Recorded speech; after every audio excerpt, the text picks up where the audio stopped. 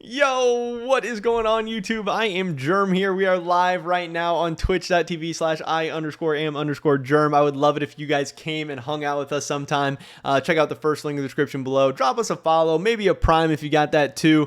And today we're talking about some big news coming out of the LEC. Obviously, we have already made a video about how Rogue is looking to leave the LEC or whatever. I know, this was so annoying. So many people are like, oh, this is clickbait. Rogue isn't actually leaving the LEC. You're so stupid. Like, they're all staying, blah, blah, blah, blah, blah. And like, I don't know. It was so annoying. It was so frustrating because, especially with the news that's come out today, we're going to get into it. Like, I don't know. You guys are stupid. I'm not trying to clickbait you. I'm not like doing all this stuff. You guys just don't even know what you're talking about. So just, hey, let's get into it. Let's see what's going on. This is what we had. According to Esports Maniacos, we're going to get into some of these tweets. The first big one is that this team, this Rogue and Koi merger team combination, you know, whatever percentages or whatever the heck they're doing, going even on the team. This is translated, obviously, from Esports Maniacos. Rogue and Koi's LEC team is going to be called Koi. So when I made the video saying that, I'm literally looking at it right now, Rogue is leaving the LEC. Rogue is not going to be in the LEC next year. It's not going to be Rogue Koi. It's not going to be Koi Rogue. This is going to be Koi in the LEC. There will not be a team named Rogue. Now, if you want to argue, oh, well, the Rogue still owns part of the slot, or they still own some of the slot, or they're still going to be making some of the decisions, blah, blah, blah, and you think that that's not Rogue leaving the LEC, then I don't even know what to say. I totally disagree. I think you're pretty stupid, and yeah, if you want to comment that I'm just clickbaiting, you want to dislike my videos, whatever, that's fine. Go ahead. But also remember this, that Misfits is still owning like 20% of their LEC slot, and we've seen some of these other merger deals before. So do you think Misfits is still in the LEC too? Do you think Heretics isn't, replacing Misfits in the LEC? Like, come on, if you're going to say stupid stuff like that, I don't know. Obviously, that's just part of this. It's part of the YouTube dealing with the weird comments and stuff. But there were so many comments saying, oh, this is clickbait. You're an idiot. Read what you're doing, blah, blah, blah. Like, no. This is Koi coming in, taking over the LEC slot from Rogue. Yes, Rogue is holding on to some equity. They are still having some ownership. They might still even have some say in what's going on. It might even be a pretty similar roster to next year. But this is going to be Koi's slot. This is going to be Koi. This is not going to be Rogue. This is going to be a new team. New things are going to be going on. They're going to be a new brand, doing new content, and hopefully cultivating a brand new fan base. It's like, are Rogue fans automatically going to become Koi fans? I don't know. Are Koi fans going to be Rogue fans all of a sudden? No. Like, this is going to be something completely different. We also had this. I'm translating another tweet from them. Koi has a 60% a piece of this LEC slot. So again, anyone saying that Rogue is still going to be around, Rogue is not even going to be a majority owner of this LEC slot, at least according to these rumors. If these rumors are true, obviously we don't know. Maybe nothing's official. Maybe nothing's done yet. But the latest info that we're going off of, that me and you are both going off of, is that Koi is going to have 60% of this slot. They're going to be the majority owners. They're going to be the ones calling the shot. They're going to be the ones that are making decisions. Rogue is the minority stakeholder here. Yes, they're holding on to equity. They're still going to be making some money. They're still going to be around. But this is Koi's. This is Koi's slot. They are the 60% owner. They're the majority owners. So they're the ones coming into the LEC. And yes, Rogue are gone. Rogue are leaving. They're just not going to be around. Like, my point is they're going to be gone from the LEC, which I do still think is true. I don't know. It was just so frustrating to me to see those comments coming in because I was really happy with the video. I was glad we got some breaking news out soon and fast, and the video did really well, but, you always see the negative comments and stuff too. What they do say here is that the price is going to be similar to the one mentioned. They're talking about a $20 million deal, right in that ballpark. Maybe not exactly 20, maybe, 18, maybe 25, maybe 22. I don't know, somewhere in that range, which is very, very interesting. 20 million for 60%. That seems a little bit low. And that's what I did in this tweet. I did some of the math. If you're paying 20 million for 60%, then that means the LEC slot is valued at around 33 million. And that seems way too low. That doesn't sound right. We hear a lot of these other slots are going for 35, 40, 45, 50, that ballpark.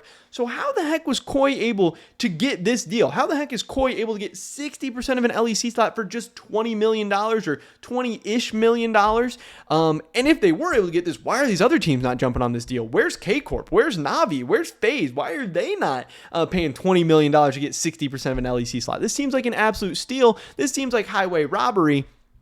But the thing that takes the cake and the thing that probably got this deal done for Koi is that everything would be thanks to the Square agreement in Valorant. And this is a very, very big thing. Valorant is going through the franchising process right now. I don't know how likely Rogue was going to be to get into the Valorant franchise slot, Valorant franchising slot or not. I don't know. It's hard to tell. The Valorant franchising is very, very competitive. There are a ton of orgs competing for, a small amount of spots. Obviously, Rogue has a good relationship with Riot. Maybe they'd be able to get in, but maybe Rogue is worried that there are a lot of other big teams. There's a lot of people with money coming in. There's a lot of people with big fan bases, and people have seen the success of the franchising in the LEC and the LCS. There's been a bunch of issues with franchising, and I think people see franchising in a bad light, but think, those franchising slots were $10 million. Now they're selling for 30, 40, 50 million. On the business side, franchising has been a home run, so people really want those Valorant franchise slots as well. So Rogue isn't sure if they're going to be able to get in. Koi knows they're going to be able to get in. They have a huge fan base. They have Ibai. They have, money. They have investors. They have a big brand. There's no way Riot is going to pass up on Koi. So Rogue, by giving up 60% of their LEC slot, they're still getting $20 million, but they're also going to go in, it seems like, maybe 50-50, 40-60, 60-40, whatever, with Koi into Valorant franchising as well, which again, we have seen getting in early on franchising on an esport that has a lot of potential that could explode into the future. This isn't like getting into the CDL. This isn't like getting into OWL. This isn't nothing like that. This is potentially like getting into League of Legends. Maybe it's not going to exactly explode to how big League of Legends is, but even a small fraction of that could see a really, really insane return on investment. So this is how Koi was able to get this deal done very, very cheap. And from what we've heard, K-Corp was offered a similar deal. Maybe K-Corp wasn't ready. Maybe K-Corp didn't only want 60% of the LEC slot, but also maybe K-Corp wasn't willing to give up a ton of their Valorant franchising either, because from K-Corp's position, if they're about to get in Valorant franchising, they can own 100% of that, and they can, reap all the rewards of that, and then they can still try and get into the LEC later. They don't want to have to give up a part of their Valorant franchising slot and then not even own a full LEC slot either, because that's risky, and this is risky for Koi because, yes, this is going to be good, but if Valorant takes off and the LEC, maybe doesn't take off for the next couple of years, it could be bad for Koi. But if Koi ends up with a franchise slot in both the LEC and the Valorant, then hey, that's going to be very, very good, because obviously Riot has so far been a very, very sound investment for a lot of these esports organizations. They've shown they know how to run an esport and how to grow it. We also had this is the last update from Esports Maniacos. Alejandro Gomis, he says on the Koi Rogue deal, he says the agreement that Koi has reached with Rogue is much better than what is being talked about. So maybe it's Koi spending less money. Maybe it's Koi getting even more of the LEC slot. And maybe it's Koi not giving up that much of the Valorant slot. Or maybe not giving up any of the Valorant slot. I don't know. Alejandro's being very, very vague here. He's not exactly telling us what's going on. But he is letting us know that, hey, Koi got a good deal here. And it seems like he is very, very excited from his perspective. He says it goes far beyond what is being discussed. And I don't know exactly what that means. We'll have to wait and see. Maybe he's even talking about just the quality of the players that they're getting from the Rogue team. Obviously, they're going to come into the LEC with a very, very competitive, very, very strong team right off the bat. And then he says it's an agreement that gives him a lot of hype. So if Alejandro's excited, I think there is definitely reason for a lot of the fans to be excited. Obviously, if you're a Koi fan, hey, this seems like a home run. This seems like a slam dunk. This seems like, hey, you are into the LEC. You're going to have a good roster. You might even be going to Worlds next year. You might even be able to win an LEC title next year, which is awesome. And then if you're a K-Corp fan, you got to be a little frustrated. You got to be a little upset. You see that Koi was able to get in the LEC and only spend $20 million. You got to be a little bit frustrated. Like, what are we doing? Why are we not able to get these deals done? When are we going to get in the LEC? And also, damn, one of our biggest rivals just got a really, really huge deal done that has some of these insiders very, very excited. That's got to sting a little bit, especially if K-Corp ends up not being able to get anything done and they have to watch Koi in the LEC next year. And if they do have success, if they do go to Worlds, if they do get some of this stuff done, that's going to make it sting even a little bit more. But these are the big updates coming out today. Again, from what we're hearing, it seems like Koi has a very, very exciting deal done with Rogue. A lot of people are wondering why Rogue is doing this again. Maybe it's Rogue really, really valuing that Valorant slot. Maybe it's Rogue really, really valuing the Koi brand and thinking by teaming up with Koi, they can build a huge fan base and really explode their popularity and stuff like that. I don't know for sure, but this is the latest. And like I said, this is an ever-changing situation that every day it seems like we get a new, crazy, huge update.